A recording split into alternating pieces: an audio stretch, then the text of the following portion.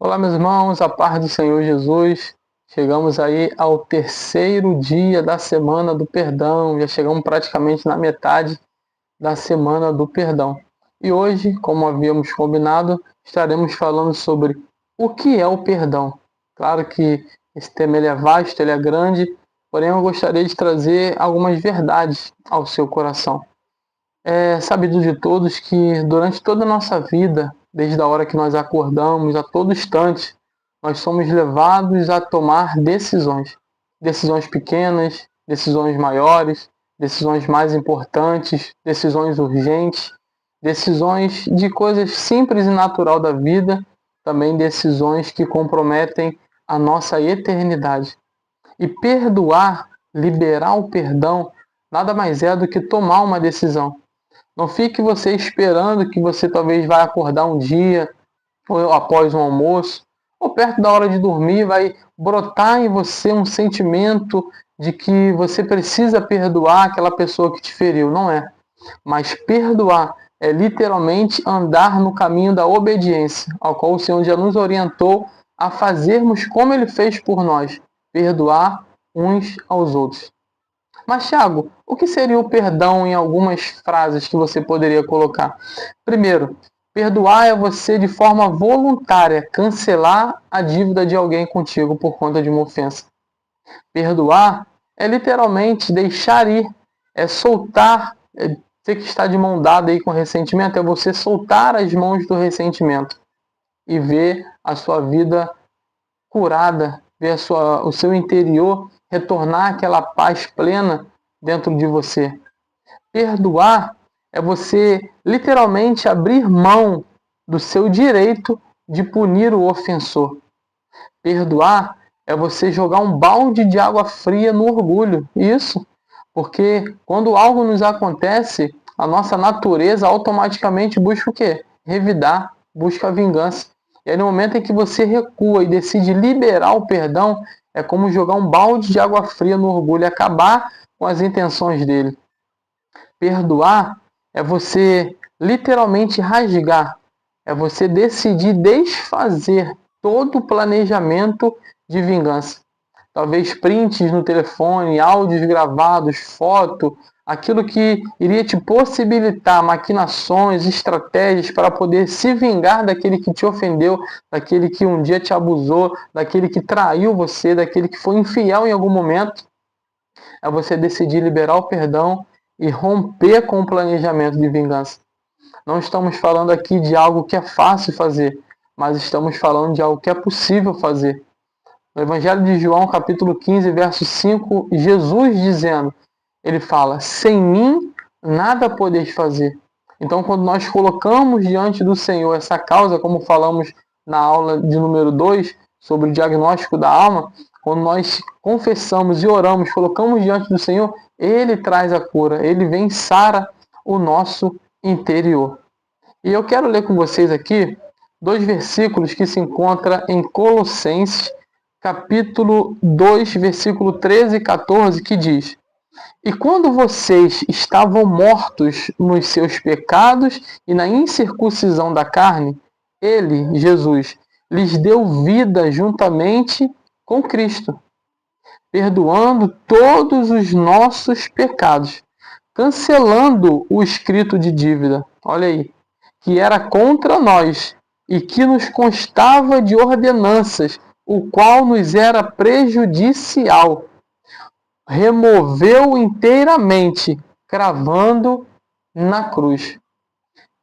Nós precisamos ter muito claro isso em mente, que o primeiro alvo, aonde iniciou o perdão, foi nós, por intermédio de Cristo. O primeiro a ser perdoado foi cada um de nós. Então não tem como a gente fazer como aquele relato que nós trouxemos no vídeo de introdução, de Mateus capítulo 18, do rei que veio prestar contas, perdoou o seu servo, mas o seu servo não perdoou uma dívida muito menor do seu conservo. Então nós precisamos entender que o primeiro alvo de ser perdoado fomos nós. E como é que a gente pode reter isso? Será que nós somos maiores do que Deus a ponto de querer negar o perdão para alguém, tendo em vista que o Senhor nos perdoou? Acredito que às vezes nos falta uma clareza de quem nós éramos, como estava a nossa vida. Conforme Paulo aqui ele muito fala, né? Nós estávamos destituídos da glória de Deus, mas o Senhor teve misericórdia, nos amou e nos perdoou. Ele perdoou a todos, ele amou a todos. E na cruz do Calvário ele morreu por todos. Então não tem como nós fazermos acepção ou querermos escolher quem nós vamos perdoar ou não. Como eu falei, às vezes gera muitos mitos, muitas dificuldades, porque a gente sai atrelando tudo. Tem que perdoar, é só liberar, é só pedir desculpa, logo eu tenho que me reconciliar, tudo volta ao normal, a confiança vai ser a mesma. Calma. Tudo isso, né, durante essa semana, o nosso intuito é trazer um esclarecimento, ainda que breve, sucinto, mas tentar esclarecer isso. E o perdão, ele não é, isso aqui é uma das coisas que ele já quebra como mito. O perdão, ele não é concordar com quem feriu você, não, de maneira nenhuma. Mas o perdão, ele fala sobre romper com as correntes que mantinham a nossa própria vida presa. O perdão, ele é o único que é uma chave que nos tira desse cativeiro emocional, que tira a nossa alma do cativeiro emocional e traz cura nas nossas emoções. Não tem como nós querermos viver uma novidade de vida se nós estivermos com as nossas emoções cativas. O perdão, ele é o único remédio. E esse remédio não vem de farmácia, você não encontra em mercado. Ele é o único remédio capaz de curar uma mágoa, capaz de curar uma ferida. Não tem uma outra forma de se resolver. Mitos e algumas falas que nós ouvimos sobre o perdão. Não devemos perdoar a qualquer um, como eu já disse. Não tem como nós escolhermos a perdoar um e não perdoar o outro. O erro desse aqui foi mais grave do que o outro, não. O Senhor, quando ele veio e morreu na cruz do Calvário, ele morreu por todos, independente do erro que cada um fez ou iria fazer mais à frente. O Senhor nos perdoou. Algumas pessoas ficam se questionando, mas eu perdoei, agora volta tudo ao normal? Não. Aí já seria outro tema sobre reconciliação. Primeiro nós estamos falando sobre perdão. E é interessante nós deixarmos claro que trazendo uma comparação do perdão com uma semente que nós plantamos para poder brotar um fruto, é necessário que se haja todo um tratamento na terra. A terra precisa ser arada, ser colocado alguns componentes químicos para que ela possa responder àquela semente e fazer germinar e brotar o fruto. Só que o perdão, se comparando à semente, ele independe do solo que vai receber para que possa dar o fruto. Se alguém me magoou, eu decidi liberar o perdão, independente se aquele que me feriu está arrependido, independente se aquele que me feriu vai me dar atenção ao meu pedido à minha liberação de perdão, se aquele que me magoou, ele está interessado ou não saber que eu estou liberando o perdão para ele, independente desse solo, se ele está recíproco ou não a receber essa semente que eu estou liberando, é garantido de que aquele que libera o perdão, aquele que faz uso dessa semente, ele colherá os frutos. O primeiro fruto que tu vai colher é a libertação daquele ressentimento de dentro de você. É a cicatrização da ferida. É você abrir as janelas da sua alma para que a paz ela possa tomar todo o ambiente. Não somente algumas partes, mas todo o ambiente. É receber cura, é receber tranquilidade, é acabar com a insônia. Quantas pessoas que não dormem por conta de falta de perdão, fica remoendo aquilo, fica sentindo aquilo novamente, fica maquinando aquela situação, relembrando aquela situação. Quantas pessoas têm perdido a produtividade no trabalho por falta de liberar o perdão. Quantas pessoas que o seu sistema imunológico tem abaixado e dando oportunidades ou facilidade de chegarem doenças e contraindo enfermidades por conta de falta de perdão. Então tudo isso a gente vê o perigo quando a gente não libera o perdão. Porém, eu gostaria de citar aqui, por que eu devo perdoar? Qual é o intuito ao qual me leve a liberar o perdão? Primeiro, para romper com essa dor do passado. Isaías 43, 18 e 19 diz: não vos lembreis das coisas passadas, eis que faço coisa nova. O que Isaías está dizendo é: ei, você precisa ressignificar isso. O que aconteceu no passado tem que te gerar conhecimento, te gerar experiências. E aquilo que aconteceu no passado, escute isso. O Senhor ele é especialista em fazer da dor, revelar na dor um propósito. Eu conheço dezenas de pessoas que já foram abusadas sexualmente, foram traídas, foram sofreram deslealdade, infidelidade, enfim, diversas situações que geraram uma ferida. Mas quando elas permitiram, fizeram um diagnóstico, trouxeram à tona aquela ferida, trataram, foram curadas, hoje elas são agentes de cura. Hoje elas são agentes de transformação. Hoje elas são agentes de libertação, de cura emocional. Aquela dor que ela sofreu, hoje se tornou uma oportunidade dela liberar e levar cura para outras pessoas. Então, o primeiro motivo pelo qual eu devo perdoar é porque isso me ajuda a romper com aquela dor do passado, com aquele trauma do passado. Segundo, porque a falta do perdão, ele adoece. O ressentimento, a amargura, a mágoa, isso vai consumindo a nossa vida. E aquilo que vai acontecendo do lado de dentro, do nosso interior, ele se manifesta no nosso exterior, trazendo enfermidades para o nosso corpo físico. Então, o segundo motivo pelo qual eu devo perdoar é porque ele adoece. Salomão, escrevendo o provérbio no capítulo 4, versículo 23, ele vai dar uma recomendação muito importante. Ele diz: acima de tudo, ou sobre tudo que se deve guardar, guarda o teu coração, porque dele procede as saídas da vida. Quando Salomão está falando de coração, nós sabemos que não é esse órgão que bate, que pulsa o sangue. Porém, ele estava falando da nossa alma. E Salomão vai dizer, acima de tudo que você deve guardar, guarda as suas emoções, porque dela procede a saída da vida. Como eu disse, quando as nossas emoções estão feridas, a nossa imunidade vai abaixando. Com isso, a possibilidade de contrair enfermidade. Contraindo enfermidade, algumas pode ser para a morte. Repare que Salomão está falando faz todo sentido. E eu posso te dar um conselho? Às vezes, o guardar a sua alma é liberar o perdão.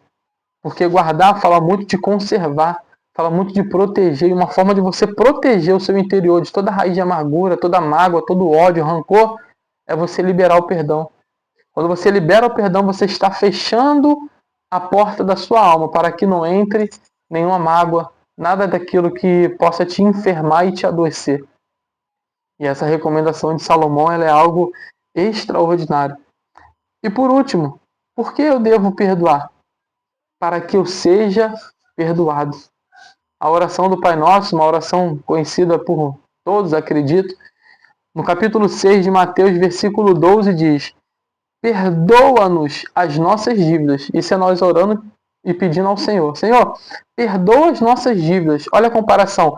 Assim como nós temos perdoado aos nossos devedores. Repare que é uma via de mão dupla. Senhor, perdoa as minhas dívidas, perdoa as minhas ofensas, perdoa os meus erros diante de Ti. Assim como quando meu irmão me magoa, me fere, eu também perdoo a ele. Então, se aqui, nessa relação entre eu e o próximo, não está acontecendo a liberação do perdão, esse assim como, ele também não acontece. Então, quando eu não libero o perdão, não há liberação de perdão do Senhor sobre a minha vida. E se eu não recebo o perdão do Senhor, logo eu recebo o quê? Condenação. Logo a minha vida ela está num caminho rumo ao abismo. Porque sem o perdão do Senhor, como poderemos ser salvos? Somente através do perdão dele é que nós obtemos salvação e justificação dos nossos pecados. E como nós fizemos na primeira aula ontem, na segunda, na verdade, né, sobre o diagnóstico da alma, que a primeira foi o vídeo de introdução, hoje eu quero que você anote. Acredito que você já esteja com seu papel e sua caneta na mão. Eu gostaria que você anotasse. E a pergunta é: quem você precisa liberar o perdão? Quem é que quando você lembra, te traz a lembrança daquela situação que houve, daquele evento indesejado que aquela pessoa te proporcionou? Quem é que você precisa liberar o perdão? Talvez essa pessoa possa ser você mesmo. Quantas pessoas precisam se perdoar? Quantas pessoas precisam perdoar o pai e a mãe por conta de um abandono? Uma pessoa, um amigo que te rejeitou, que foi desleal com você? Um cônjuge que te traiu? um parente que talvez abusou sexualmente de você na sua infância, na sua adolescência, na sua juventude. Quem você precisa perdoar? Anote aí no papel. E agora, o desafio que eu tenho para você é: escreva o nome das pessoas que você precisa perdoar e gere agora uma ação. Talvez você vai enviar uma mensagem, talvez você vai fazer uma ligação, talvez você vai marcar um encontro, talvez você vai fazer uma chamada de vídeo, não sei. Mas que através desse ensinamento, através dessa instrução bíblica, através de tudo aquilo que nós falamos sobre por que devo perdoar. E amanhã, na próxima aula, nós estaremos falando sobre as consequências de não perdoar. Que isso, os benefícios de perdoar que nós falamos aqui hoje, possa ser o motivo ao qual você se agarre para que você possa tomar essa atitude. A pergunta é: quem você precisa perdoar? E o desafio é: promovam uma ação para realizar essa obediência, para cumprir esse mandamento do Senhor. Talvez uma mensagem, talvez convidar a pessoa para vir até você e ali vocês falarem sobre o assunto e resolverem. Talvez vai ser uma ligação, talvez vai ser uma chamada de vídeo, um encontro, que às vezes o próprio Senhor vai promover, de vocês se encontrarem e ali vocês terem aquela oportunidade de falarem sobre o assunto e haver liberação de perdão.